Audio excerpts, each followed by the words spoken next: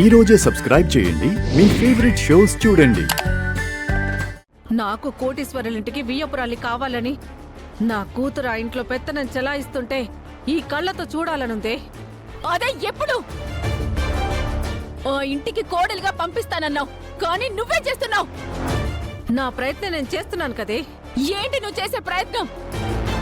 ఓ త్రిపుర తెచ్చి పెడుతూ ఉంటే 3 పూటలా తింటూ కాలక్షేపం చేస్తున్నావు, కానీ కూతుర్ని సెటిల్ చేయాలని ఆలోచన ఉందా? నీ గురించి, నీ పెళ్లి గురించి, నిన్న ఇంట్లోకి పంపించే దాని గురించే కదా నేను 24 గంటలు ఆలోచించేది. 24 గంటలు ఆలోచిస్తూ కూర్చుంటే అనుకున్న పనులు అవుతాయా? మంచి ఆలోచన వచ్చిన తర్వాత నేను కూర్చొనేలా ఉంటాను. నేను ఏదో ఒక ప్రయత్నం చేస్తాను. నిన్న ఇంటి కోడల్ని చేసి ఆ ఆస్తిని నీ గుప్పిట్లోకి వచ్చేలా చేయకుండా నేనెలా ఉంటాను? ఆ పని ముందు చెయ్యి, తర్వాత తీరిగ్గా ఇంకే పనైనా చూసుకో. నా ఆలోచనలు నాకున్నాయి. మనం కొండకి వెంట్రుకని వేసి లాగుతున్నాం. వెంట్రుక తెగకుండా కొండని చాకచక్యంగా లాగాలి. ఏ మాత్రం తేడా వచ్చినా మొదటికే మోసం వస్తుంది. నువ్వు ఈ విషయంలో టెన్షన్ పడకు. ఏం చేయాలో నాకు తెలుసు.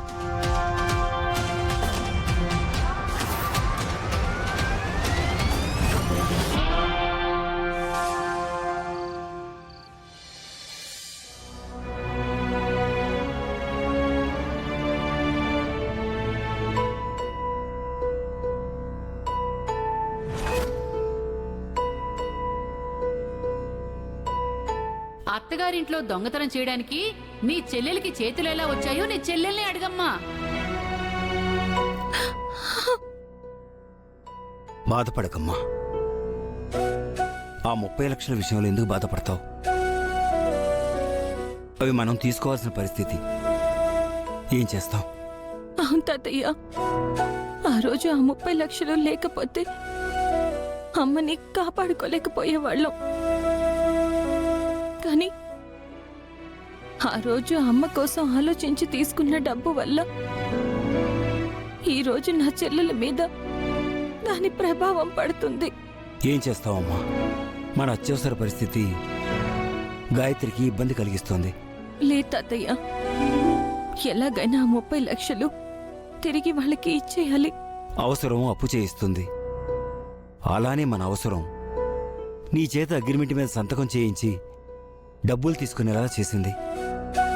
కానీ వెంటనే ఆ డబ్బులు తీర్చడం అంటే మనలాంటి వాళ్ళకి చాలా కష్టం అమ్మా. ఎంత కష్టమైనా భరించాలి తాతయ్య. ఎందుకంటే అక్కడ నా చెల్లెలు కష్టాల్ని అనుభవిస్తుంది. ఆ అగ్రిమెంట్ ప్రకారం నువ్వు బాలగారికి నయమయ్యేదాకా వేరే ఏమీ చేయకూడదు కదమ్మా.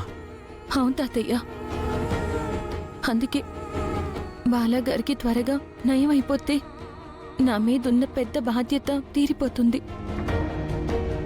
ఆ ఇంట్లో వాళ్ళందరూ సంతోషంగా ఉంటారు. ఆ సంతోషంలో నా చెల్లెల్ని, అనంత గారిని కూడా ఇంట్లోకి రానిస్తారు. నువ్వు గనక బాలాగారిని మామూలు మనిషిని చేయగలిగితే నీకు సగం సమస్యలు తీరిపోయినట్టేనమ్మా. గాయత్రి కూడా సంతోషంగా ఉంటుంది. నేను అదే పనిలో ఉన్నాను తాతయ్య. బాలాగారిని ఎలా మామూలు మనిషిని చెయ్యాలా అని తీవ్రంగా ప్రయత్నిస్తున్నాను. నీ ప్రయత్నాలు త్వరలో ఫలించాలి త్రిపుర. అంతా అనుకున్నట్టే జరిగితే బాలాగారిని 1-2 రోజుల్లోనే మామూలు మనిషిని చేసేస్తాను. అంత త్వరగా ఎలాగమ్మా? ఇంతకు ముందు బాలాగారిని ఒక సైకియాట్రిస్ట్కి చూపించాము.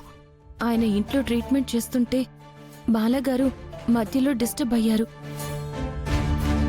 ఆ సైకియాట్రిస్ట్తో మాట్లాడితే ఆ ఇంట్లో ఎవరికీ తెలియకుండా బాలాగారిని ఆయన దగ్గరికి తీసుకురమ్మని చెప్పారు. ఆయన బాలాగారిని మామూలు మనిషిని చేస్తారా? చేయగలననే అంటున్నారు తాతయ్య. అయితే ఇంకేంటమ్మా, బాలగారి పట్ల నీ బాధ్యత తీరిపోతుంది. అవును తాతయ్య, రేపు మార్నింగ్ బాలాగారిని ఎలా అయినా సరే ఆ సైకియాట్రిస్ట్ దగ్గరికి తీసుకెళ్ళాలి.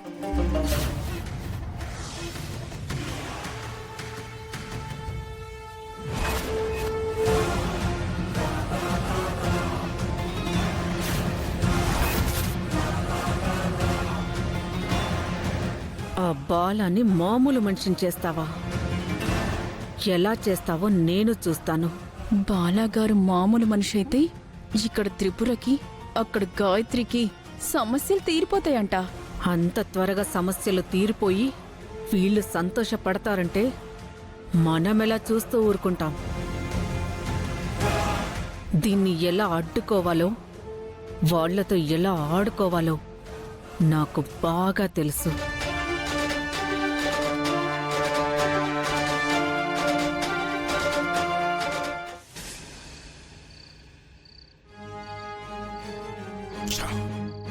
ఎంత మంచి ప్లాన్ వేశాను. ఈ దెబ్బతో ఆ గాయత్రిని అవుట్ హౌస్ నుంచి గింటేయొచ్చు అనుకున్నాం. మన ఆశలన్నీ ఆ త్రిపుర చెడగొట్టింది. పోన్లేరా, దాని ఇంట్లో నుంచి తరిమేలేకపోయినా గుమ్మం దాటి ఇంట్లోకి రానికుండా చేశాం. ఇలాంటి చిన్న చిన్న ఆనందాలతోనే సరిపెట్టేసుకుంటారా వదినా?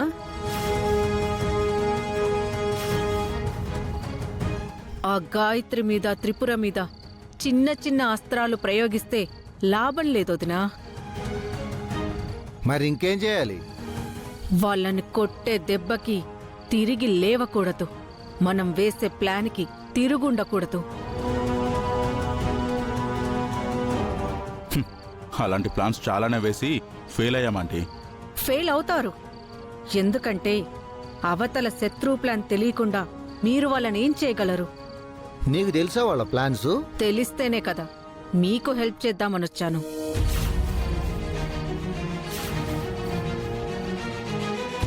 మీరేమో ఇక్కడ నగలు, పాయిజన్ అంటూ చిన్న చిన్న ప్లాన్లు వేస్తుంటే ఆ త్రిపుర మీ ఇంట్లో ఎవరికీ తెలియకుండా మీ బాలాని సైక్రియాటిస్ట్ దగ్గరికి తీసుకెళ్లి ట్రీట్మెంట్ చేపిస్తుందంట. అలాంటి ప్లాన్ అది వేస్తే దాని గురించి ముందు మా ఇంట్లో వాళ్ళకి చెప్తాం. అప్పుడు అది బయట చేయించే ట్రీట్మెంట్ ఇంట్లోనే చేపిస్తుంది. హా? ఏమే, కాసేపు నీ ప్లాన్స్ ఆపు. చెల్లెమ్మ, ఏం చేద్దామో చెప్పు.